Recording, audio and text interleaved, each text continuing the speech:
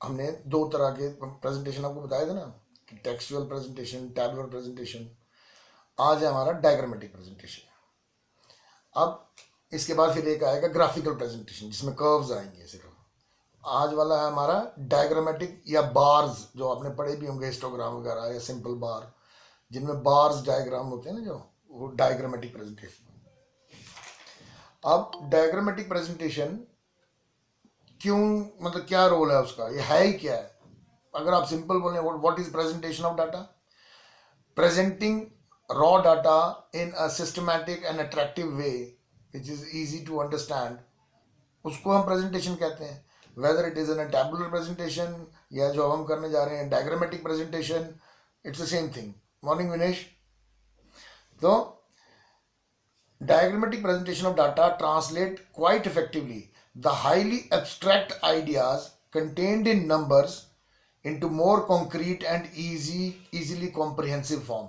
मतलब नंबरों से भरा हुई संख्याओं से भरा हुआ जानकारी को जब हम एक अट्रैक्टिव और समझने लायक, कंपेरेबल, कॉम्प्रिहेंसिवेबल के रूप में उसको प्रेजेंट करते हैं, that is known as diagrammatic presentation. अब डायग्रामेटिक प्रेजेंटेशन के लिए गाइडलाइंस क्या है, या मतलब उसके एसेंशियल्स क्या हैं, या क्या ज़रूरी होना चाहिए किसी डायग्राम में, बताता हूँ फिर साथ साथ में आपको। हेडिंग और टाइटल। अब कोई भी आप डायग्राम बनाओ तो आप लिखोगे ना ऊपर, जैसे आप लिखोगे लॉ ऑफ डिमांड, ठीक है, फिर ही नीचे प्राइस और डिमांड का बनाओगे डायग्राम। ऐसे ही सब कुछ खाली रखा होगा और सिर्फ डायग्राम बना के आओगे तो उसका भी कोई मतलब नहीं है। तो पहला आ गया हेडिंग या टाइटल। दूसरा स्केल। आप चाहे एक्स एक्सिस लो चाहे वाई एक्सिस लो, रैंडम नहीं होता।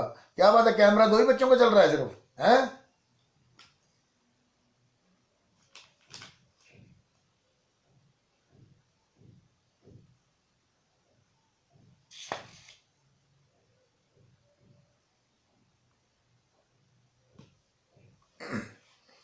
जैसे हम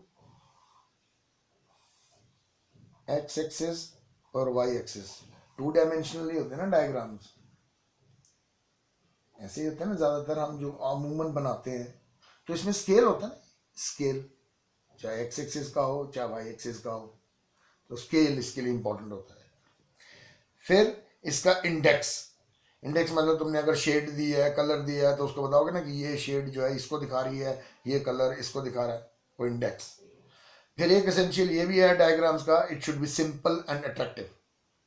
बड़ा ही कॉम्प्लिकेटेड सा डायग्राम बना दोगे तो समझ में ना आए, तो वो तो ऑब्जेक्टिव ही नहीं अचीव किया उस डायग्राम ने।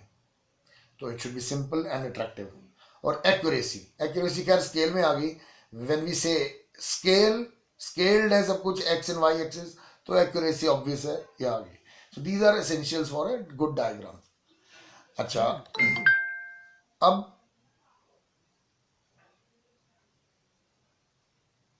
अब फीचर्स इसके। तो फीचर्स में सिंपल सी बात है, कोई बड़ी कॉम्प्लिकेटेड बात नहीं कह रहा। जैसे ये कह रहा है कि ब्रेथ, जैसे आप बना रहे हो बार डायग्राम्स, हम बार ही पढ़ रहे हैं आज, तो जो बार्स बनाओगे आप, उनकी जो ब्रेथ है, चौड़ाई, वो एक जैसी होनी चाहिए। हालांकि मैं अंदाजे से बना रहा हूं, लेकिन समझने के लिए समझ आ जाएगा। देयर ब्रेथ, चौड़ाई, वो सेम होती है। लंबाई तो वेरिएबल पे होगी ना, लंबाई तो जो वैल्यू लिखी होगी टेबल में उसके अकॉर्डिंग, वेरिएबल की वैल्यू के अकॉर्डिंग लेंथ होगी। But the breadth of the all bars should be same and bar should be equidistant. ये आपस में समान, खैर वो जो एक ही बात है, उसको एक बात को अलग अलग शब्दों में कह रहे हैं हम। जब हम कह रहे हैं कि स्केल के अकॉर्डिंग होगा तो वो इक्वी डिस्टेंट ही होनी है, मतलब बराबर डिस्टेंस ही आएगा इनका। चलो, कॉमन बेस लाइन, ठीक है। तो कितनी तरह के हैं बार डायग्राम्स? मैं आपको सिंपल सा बताता हूं लिख के कि कितनी तरह के हैं। एक है सिंपल बार डायग्राम, फिर है मल्टीपल मल्टीपल बार डायग्राम, फिर है सब डिवाइडेड बार डायग्राम, फिर है हिस्टोग्राम। हिस्टोग्राम वैसे कर्व में भी आ जाता है पर चलो बार तो है ना, हिस्टोग्राम।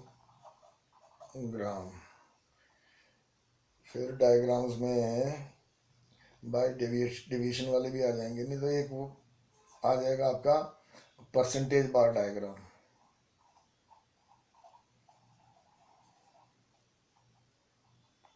और भी हैं दो, लेकिन पेज खत्म हो रहा है, हम करेंगे सबको। फिर होता है पाई डायग्राम, जो आप व्हील चार्ट भी बोलते हैं जिसको। तो ये these are the types of bar diagrams: simple bar diagram, multiple bar diagram, subdivided bar diagram, फिर histogram, percentage bar diagram and pi diagram. ऐसे तो और भी होते हैं, मैं आपको नाम बताऊं लेकिन वो ऐसे समझा देंगे आपको। ब्रोकन स्केल्स डायग्राम होता है एक, फिर एक बायलैटरल और डेविएशन वाला भी होता है। तो मैं आपको सारे ही बता दूंगा बेशक, लेकिन ये समझोगे तो ज़्यादा आसान हो जाएगा। पेज नहीं है ना, फिर मैं जब बताऊंगा तब आपको बताता जाऊंगा। सिंपल बार डायग्राम, सिंपल बार तो यही हो गया जो हम बना रहे थे अभी, जो एग्जाम्पल लेके, ये वाला simple bar diagram. And this is the simplest way of drawing diagram, and in this diagram it is showing only one variable, एक ही वेरिएबल को वो शो कर रहा है, सिंपल बार डायग्राम। अब इसको बताने की जरूरत तो नहीं है, 6-7 में पढ़ना शुरू होता है बच्चा ये। देखो बेटा, आपको ये बात समझनी पड़ेगी शायद। बहुत सारी चीजें होती हैं जो आपको पता है, लेकिन I can guarantee it you are not able to write it. आप लिख नहीं पाते हो क्योंकि आपको पता नहीं है उसमें लिखना क्या है। So it is not that easy, इसको आप समझने की कोशिश करो, it is not that easy. तो ये आपका दीज आर टॉपिक्स, सबके ऑब्जेक्टिव्स, एडवांटेजेस, डिसएडवांटेजेस, उसका यूजेबिलिटी, ये सब आपको समझ में आनी चाहिए। अच्छा चलो कोई बात नहीं। सिंपल बार डायग्राम तो आपको पता लग गया, सिंपल होता है when the simple bars are drawn according to the variable. अच्छा, इसमें क्वेश्चन कैसा आएगा, आपको डाटा कैसे आएगा, ये भी ध्यान रखना। हर एक डाटा से कोई भी डायग्राम बन जाए ऐसा नहीं होता बेटा, कि आप कोई भी डाटा दिया हो और कोई भी डायग्राम बना सको, ऐसा नहीं होता है। There is a limitation. हर अलग तरह का डाटा देने से अलग तरह का डायग्राम बनता है। मैं ऐसे आपको एग्जांपल लेके बता दूं, जैसे एक्स था, मान लो ए बी सी डी, और ये था 2 3 5 1, ऐसा कुछ डाटा था। तो जब डिस्क्रीट फॉर्म में डाटा दिया होगा, जब data when the data is given in a discrete series, discrete form में, तब 2-3 बन सकते हैं, लेकिन वो एक कल करेंगे हम, वो डायग्राम में आ जाएगा। अदरवाइज सिंपल बार डायग्राम, फिर फ्रीक्वेंसी कर्व भी बन सकता है इससे, फ्रीक्वेंसी कर्व नहीं, वो लाइन डायग्राम। तो 2 डायग्राम इसमें बन सकते हैं इस तरह के डाटा से। फिर आ गया मल्टीपल बार डायग्राम। अभी तो इसमें एक ही जानकारी दी हुई थी, मतलब मान लो ये है सेक्शंस किसी क्लास की, और ये उसमें नंबर ऑफ फेलियर्स हैं, तो एक ही फेलियर्स के बारे में बताया ना। लेकिन उसमें ही अगर बॉयज और गर्ल्स हो जाते कि भाई उस क्लास, उस सेक्शन में बॉयज कितने फेल हैं और गर्ल्स कितनी फेल हैं, तो वो एक से ज्यादा इंफॉर्मेशन आ गई ना। रुको मैं बताता हूँ क्या कहना चाह रहा हूँ। अच्छा ऐसे और ले लेते हैं सिंपल, इधर ले लेते हैं ईयर 1990, 91, 92, और यहाँ पे ले लो एक्सपोर्ट्स, और यहाँ पे ले लो इंपोर्ट्स, और इसको ले लो मिलियंस में, कुछ भी ले लो, 10, 11, 9, इंपोर्ट्स 9। जब ऐसे अगर इंफॉर्मेशन दी हो, और जरूरी नहीं है 2 ही दी हो, इंपोर्ट एक्सपोर्ट के अलावा भी वो और भी कुछ दे सकता है। Multiple means when more than 1 bar is to be required, जब हमको डायग्राम बनाने के लिए एक से ज्यादा बार्स बनाने पड़ेंगे, that is multiple bar diagram. Book में क्या लिखा है?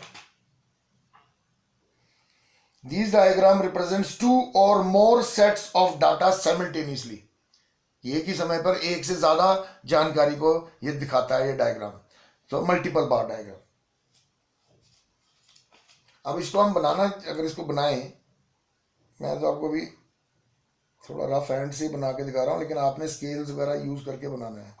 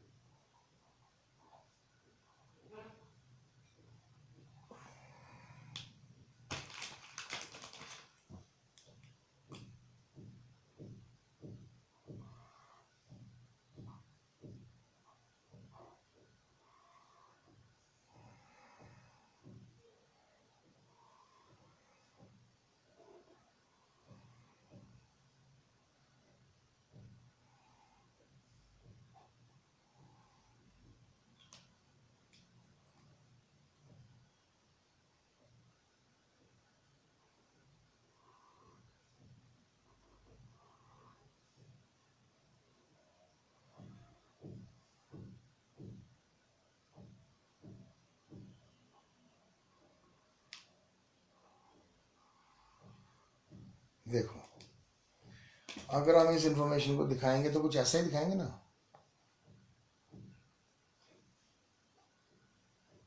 where this green bar will become exports and red will become imports, and ये आ गया आपके ईयर्स 1990, 1991, 1992। आप इस चीज को आज पहले पल्ले बांध लो अपने।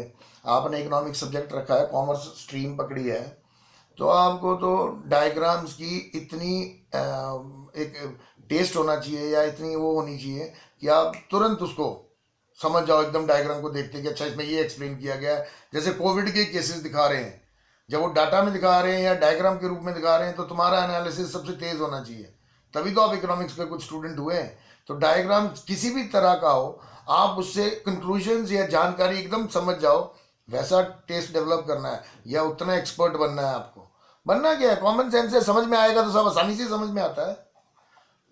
When more than one information या more than one set of information is shown or drawn simultaneously, that is known as multiple bar diagram।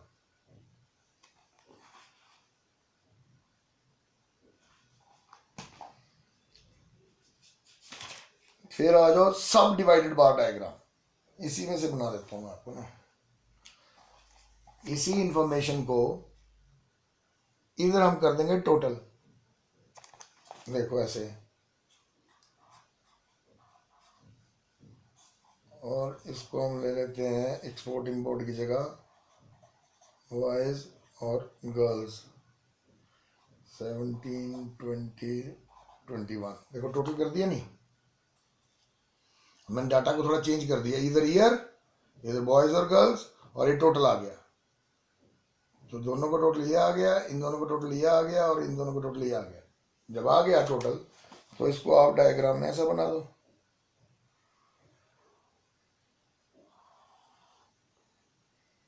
Nineteen 1991 and 1992, ये आ गई स्ट्रेंथ। इसकी आ गई 17,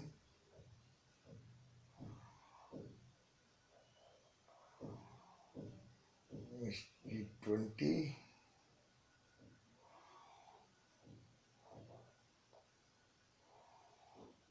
और इसकी 21।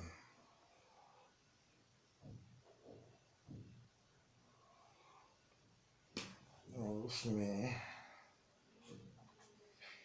देखो ऐसे सबका इसका टोटल प्लॉट कर लिया हमने। टोटल को, टोटल क्या आ रहा था 17, 20 और 21। तो 17, 20, 21 टोटल पूरा पूरा उसको। अब इसमें से हमने बॉयज और गर्ल्स सब डिवाइड कर देने। देखो मैं बताता हूँ कैसे। बॉयज हैं 10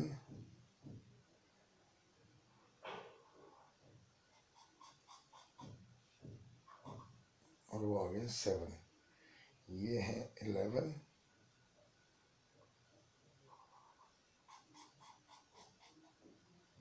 और वो आ गए 9, इधर ये आ गया 9, ये देखो ऊपर वाले को भी कलर कर सकते हैं। अब इसमें नीचे वाला बॉयज आ गया, ये गर्ल्स आ गया।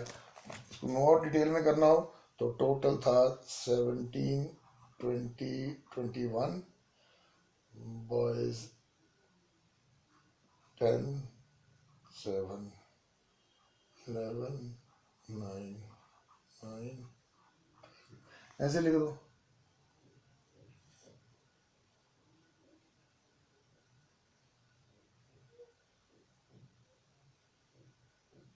अब 2 वेरिएबल थे तो 2 में डिवाइड किया हमने, सब डिवाइड किया। अगर मान लो इसमें 3 वेरिएबल होते हैं, बॉयज, गर्ल्स और टीचर्स या स्टाफ, तो हमने इसके फिर 3 हिस्से होने थे, 1, 2, 3 ऐसे करके। When more than one variable is shown using a single bar and the variables या values are subdivided accordingly, that is known as subdivided bar diagram. Book में क्या लिखा है? Subdivided bar diagrams.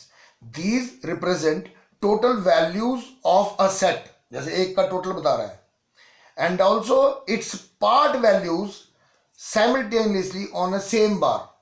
एक बार में वो जो एक सिंपल बार बन रहा है, बार एक डब्बा बन रहा है जो इसका, that shows the total value and the total value is further subdivided according to the, जैसे ये था डाटा ना हमारा 1990 में 10 लड़के हैं, 7 लड़की हैं, टोटल हो गया 17, तो हमने 17 का बार बना दिया टोटल।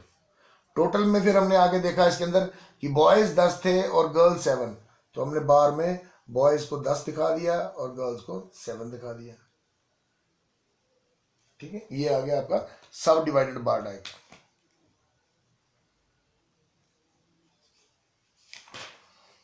फिर है percentage bar diagram. Percentage means इसकी परसेंटेज निकाल लेनी हमने, इसी डाटा को ले लो क्योंकि ये दिमाग में चल रहा है ना अभी। आपको परसेंटेज पता ना कैसे निकालते हैं?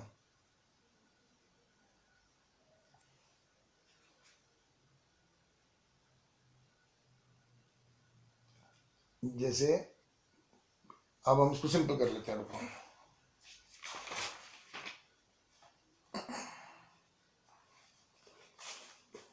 जैसे इंफॉर्मेशन दी हो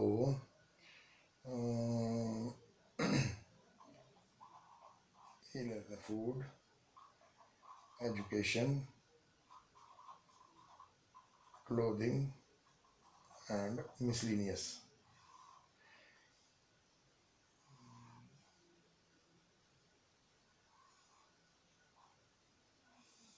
ये आ गया फैमिली ए और फैमिली बी।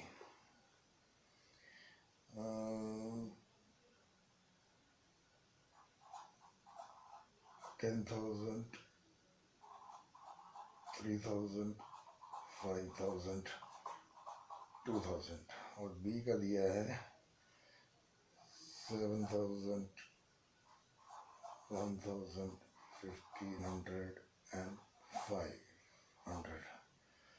इसका टोटल आ गया 20,000 और इसका आ गया 10,000। मान लो ऐसा है डाटा और बोला है कि परसेंटेज बार डायग्राम बनाओ। ये क्वेश्चन है हमारा, तो आपने इसको सबसे पहले कन्वर्ट करना है परसेंटेज में। You need to convert this into a percentage. And percentage कैसे होगा? कोई भी वैल्यू, जैसे मैं हर एक का बताता हूं, जैसे इसका निकालना, पहले हम पूरी फैमिली ए का निकालेंगे ना, फिर फैमिली बी का निकालेंगे।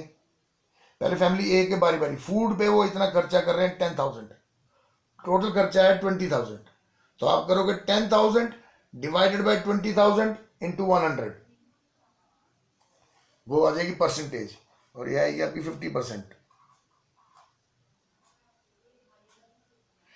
फिर नेक्स्ट एजुकेशन पे 3000 डिवाइडेड बाय 20,000 इंटू 100, यह आएगा आपका 15%। फिर क्लोथिंग 5,000 डिवाइडेड बाय 20,000 इंटू 100, यह आएगा आपका 25%। और लास्ट आपका 2000, तो 2000 divided by 20,000 means total into 100, यह आएगा आपका 10%। और ये जो अभी ये परसेंटेज निकाली है ग्रीन में, इनको आप टोटल करोगे तो ये बनेगा 100। ऐसे ही हमने फैमिली बी का निकाल लेना है, लेकिन फैमिली बी का टोटल है 10,000, तो आप बारी बारी निकालोगे। पहले करोगे 700 नहीं है, 7,000 है। 7,000 divided by 10,000 into 100, that will convert into percentage, यह आएगा आपका 70%, क्योंकि 10,000 में से 7 एक पे ही है तो 70% सीधा सीधा ही आ जाता है। फिर 1,000 डिवाइडेड बाय 10,000 इंटू 100, यह आ गया ना 10%। 1,500 डिवाइडेड बाय 10,000 इंटू 100, ये 15%। और 500 सीधा 5%, और इसका भी 100 आएगा टोटल। तो दोनों का 100% में कन्वर्ट हो गया डाटा ये आपका। This is how you will perform the first step to convert data into percentage. जब परसेंटेज में कन्वर्ट हो गया, फिर आपने इसका परसेंटेज बार डायग्राम बना लेना है। नीचे आ जाएगी फैमिली ए एंड बी, और 100 की परसेंटेज, जैसे मान लो 100 यहां पे मैं बना के दिखा रहा हूं आपको।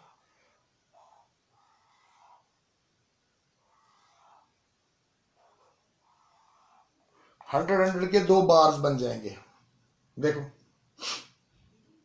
फिर इसमें जो ये खर्चा था उसका, फूड, एजुकेशन, क्लोथिंग, मिसलिनियस, आप इसको शेड्स के थ्रू दिखा सकते हो, डॉट्स, शेड्स, ठीक है, ऐसा भी कर सकते हो। या फिर आप you can use colours also to show. अब शो मैं एक करके दिखा देता हूं, मैं फैमिली ए का करके दिखा देता हूं आपको, ठीक है। फैमिली ए का है, कलर यूज कर लेता हूं, मेरे पास है कलर्स।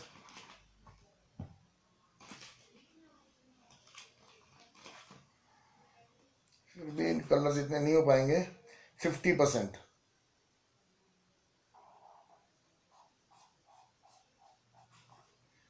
50 प्लस 15, 65%।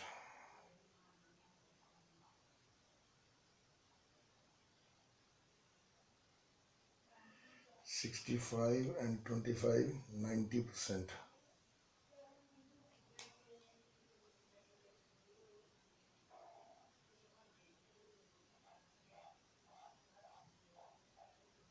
देखो ये 4 कोशिश की है मैंने, मेरे कलर्स देखो, ये 4, 1, 2, 3 और ये 4, इसको भी कर लो कुछ।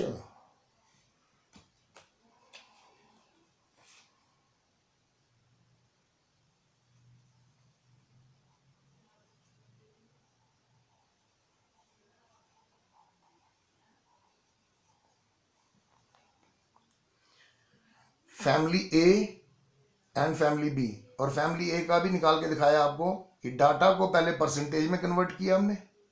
परसेंटेज में कन्वर्ट होने के बाद 100% के दोनों के बार्स बना लिए, और फिर जो हर एक वेरिएबल का वैल्यू आई थी, फूड का 50%, एजुकेशन का 15%,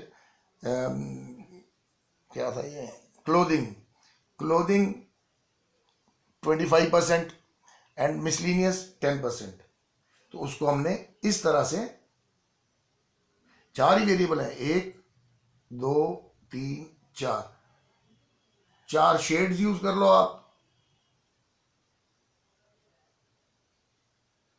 या 4 कलर यूज कर लो, जैसा भी आपको ठीक लगे।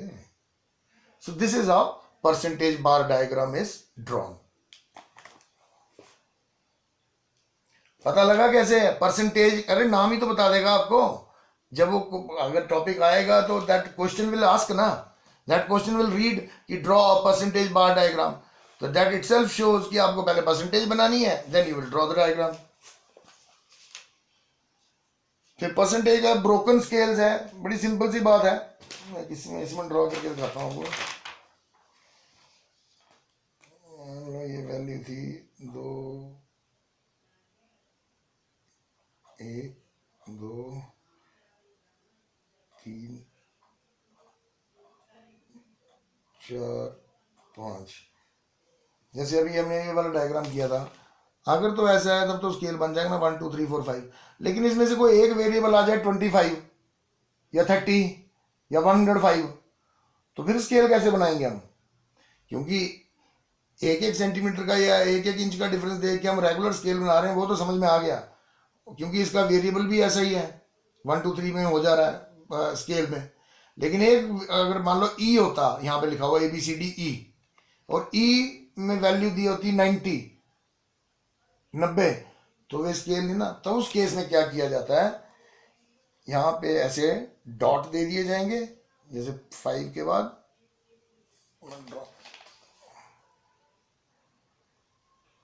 6 भी ले लो, 6 के बाद ऐसे, और यहाँ पे सीधा 90 ऐसे दिखाया जाएगा।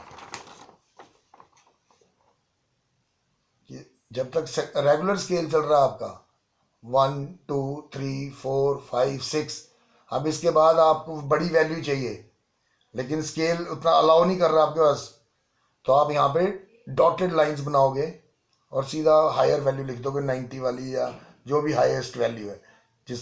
तो ये भी एक स्केल है। इस तरह का जब डायग्राम ड्रॉ किया जाता है, that is known as broken scale bar diagram.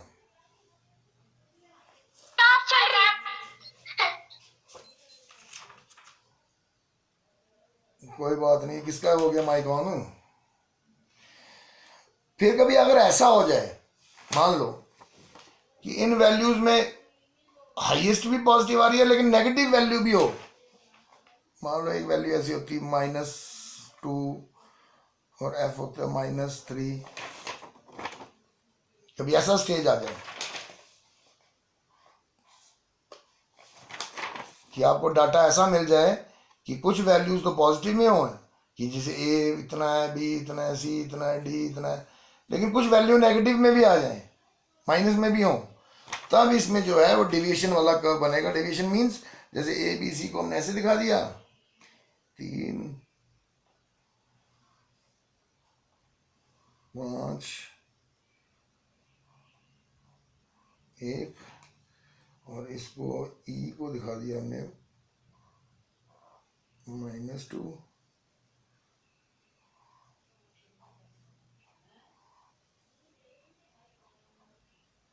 -1 -2, ऐसे जब दिखा दें अगर हम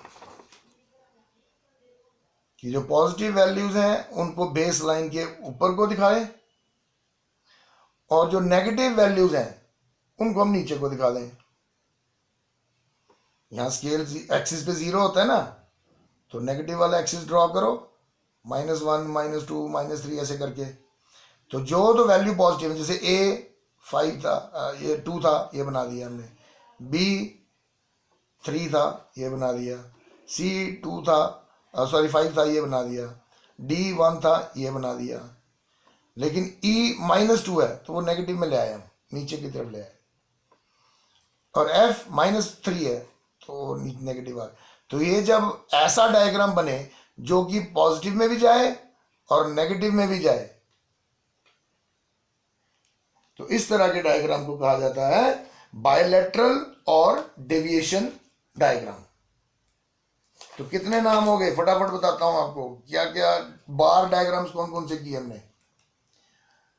सिंपल बार डायग्राम किया, मल्टीपल बार डायग्राम किया, फिर सब डिवाइडेड बार डायग्राम किया, हिस्टोग्राम रह गया क्योंकि कल हमारा कवर होगा ये, क्योंकि वो फ्रीक्वेंसी पॉलीगन के साथ आएगा और वो अलग डाटा है। फिर परसेंटेज बार डायग्राम, फिर उसके बाद ब्रोकन स्केल वाला, फिर डेविएशन वाला जिसमें पॉजिटिव और नेगेटिव बताते हैं। ठीक, अभी है आपका पाई डायग्राम, इसमें से भी बन जाता है।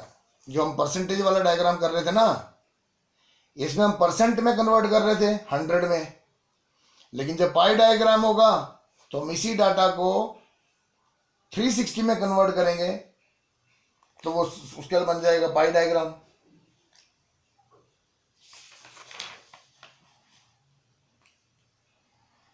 जैसे फूड 60, ये एग्जाम्पल ही आसान वाला आया। Education 15, housing 10,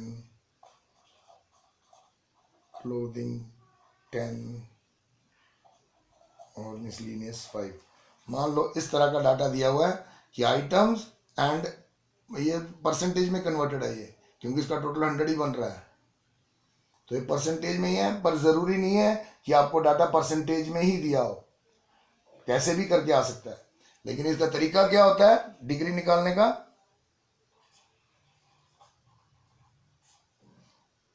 value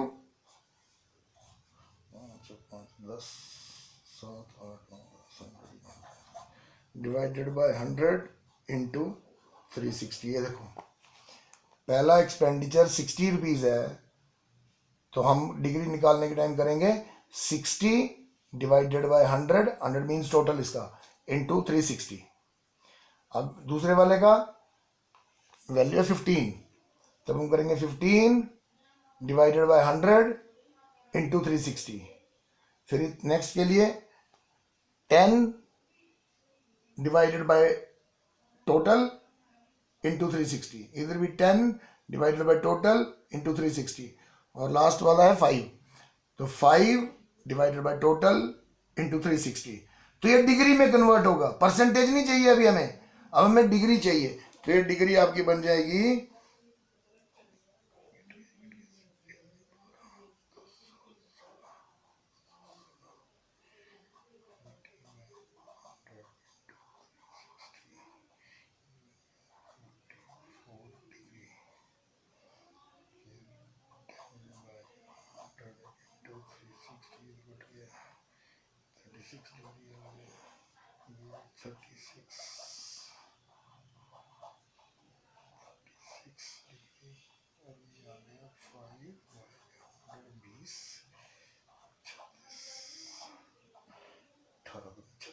18 degree. इस तरह से बन जाएगी डिग्रीज।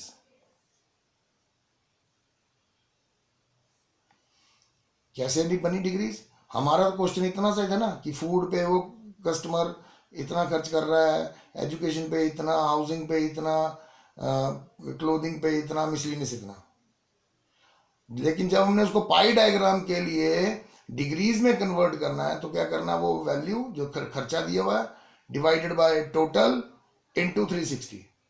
तो सबके साथ ऐसे हुआ, 15 divided by 100 into 360, 10 divided by 100 into 360, 10 divided by 100 into 360, 5 divided by 100 into 360। तो डिग्रीज क्या आ गई 216, 216 डिग्री। अब डिग्री है, ये परसेंटेज नहीं है। 54 डिग्री, 36 डिग्री, 36 डिग्री और 18 डिग्री, और इनका आप टोटल करोगे तो 360 ही आएगा। डिग्रीज का टोटल 360 डिग्री ही आएगा। अब डायरेक्ट जब ये स्टेप कर दिया, फिर आपने बनाना है सर्कल और उसमें एक रेडियस ड्रॉ कर लो। एक सर्कल बनाओ और एक रेडियस ड्रॉ कर लो, कहीं पे भी ड्रॉ कर लो, जरूरी नहीं है सीधा ही करना, आप कहीं पे भी ड्रॉ कर लो, लेकिन वहां से आपने स्टार्ट होना है। यहां पे रखनी है फिर डी, आपने सेंटर वाले पॉइंट पे रखनी है डी, सीधी लाइन करके, और सबसे पहले आपने 216 डिग्री प्लॉट करनी है। मैं अंदाजे से करता हूँ, 180 यहाँ आएगा, 180 और 90 नहीं, 180 210 डिग्री, 216 डिग्री ऐसा बनेगा पहली डिग्री आपकी। ये पूरा शेडेड पोर्शन जो आएगा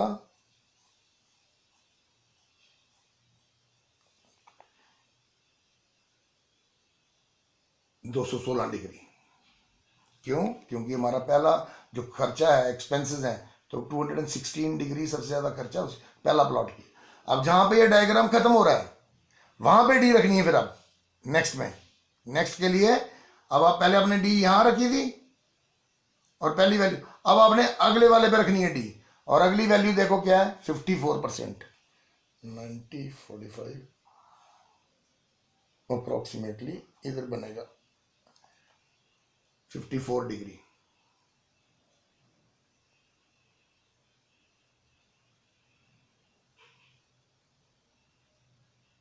फिर इस पे रखनी है डी, फिर आगे आ रहा है 36 डिग्री,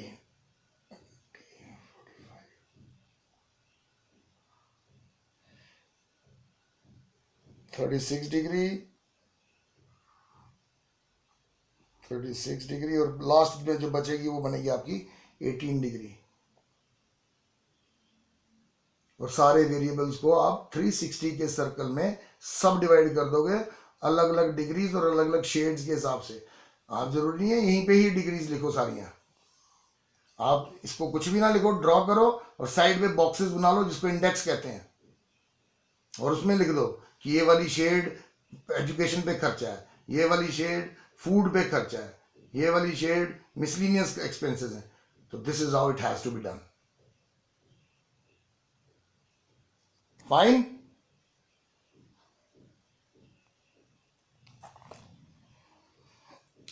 ये हैं आपके बार डायग्राम्स, मतलब जिनसे बार, और एक पाई डायग्राम भी है लास्ट में। तो सभी जितने भी बार्स या रेक्टेंगुलर जो बॉक्सेस होते हैं उनके diagrams, simple bar diagram, multiple bar diagram, percentage bar diagram, sub divided bar diagram. Histogram है वो कल होगा क्योंकि वो क्लासेस के डाटा पे बनता है, जो डायग्राम्स का डाटा है उस पर बनता है हिस्टोग्राम। फिर ब्रोकन चेन वाला, ब्रोकन स्केल वाला, फिर डेविएशन वाला, पॉजिटिव और नेगेटिव वाला, और लास्ट ये व्हील चार्ट, ये जिसको पाई डायग्राम भी बोलते हैं। और ये तो हमारे बार डायग्राम्स हो गए, लेकिन आप इसको घर में ड्रॉ करना, क्योंकि कॉपी में तो आपको करना ही है, क्योंकि एग्जाम में भी करने हैं, तो आप इसको थोड़ा प्रैक्टिस करना। You need to practise this. So copy में आई होप आप बना ही रहे होंगे, क्योंकि whenever school is resumed I will definitely check your copies and what all you have done during this 6 months। तो इसको आप आज रीडिंग करो, रिवाइज करो, एंड कोशिश करेंगे कल इसको करने की, कुछ और इसको डिफरेंट तरीके से करने की। Will try to do something else. चलो बेटा, take care. Thank you sir. Bye बेटा।